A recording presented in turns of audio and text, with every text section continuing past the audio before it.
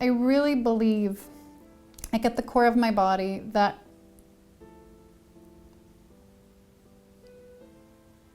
happy women who feel their own unique beauty are of such great service to this world. I've always actually wanted a space where I could go and shop and feel so welcome and delighted and cared for and nurtured. So I've lived in quite a few lovely places around the world. So I've had this sort of like running catalog of my experiences in different places. And I always thought, well, at some point I'm gonna put all these ideas together. So in the beginning, it was so scary to order like $500 worth of fabric. I would just be like, oh my God, what if nobody buys anything? And then it was like, $2,000 worth of fabric. And then it's like, oh my God, and now I've got like a whole back room full of fabric. It's so much fun for me and I get to learn. So it's like constantly like, what works for you? What doesn't work for you? Like, and how to pay attention to people's body language. Like, it's a dance, right? And it's like every single person dances in a different way. It feels so good. Like I have to pinch myself. Even like the most simple things that I make are really exciting when it's just the right fit for someone. I pay attention to everything, right? It's like I'm watching, I'm listening, I'm learning, and that's so exciting to me because I want the clothing to be relevant, just like I want my store to be relevant. We have enough crap. Right? I want someone to have an easier time in the morning. I want them to feel good. I don't want them to spend 8 hours getting dressed. Who has time for that?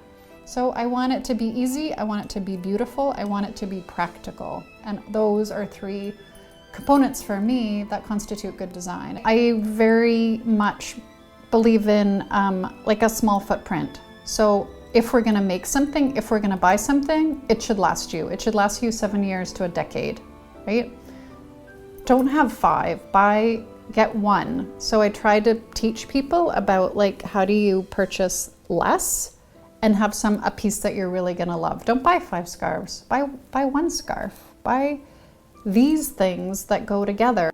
We make our own line of clothing that now accounts for 40% of what we sell in the store. Every company that I work with, I know where their stuff comes from. I have my pants designed and made in Vancouver, local jewelry, and then things that are made overseas, I know where it's made. I know the people that work directly with the people that are selling the thing. So it's not black and white. There is no black and white. It's not like, oh, let's all sell our cars and get electric cars. No, then what are you gonna do? You're gonna have all this waste. I don't believe that we shut down all the factories that exist. That's not the point. But it's how well educated and how well treated are the people that are making our things. That's the point. It's like, no, it's not I don't have an issue buying something made in China. The bamboo underwear is made in China, but 3 of the owners are there 8 months out of the year because the fabric comes from there. It makes sense that it's made there. So that's like the basic, right? And then I feel like now we're at this really exciting place. Because I feel like we started first with food, right? We started with the ingestibles, right? So that was 20 years ago.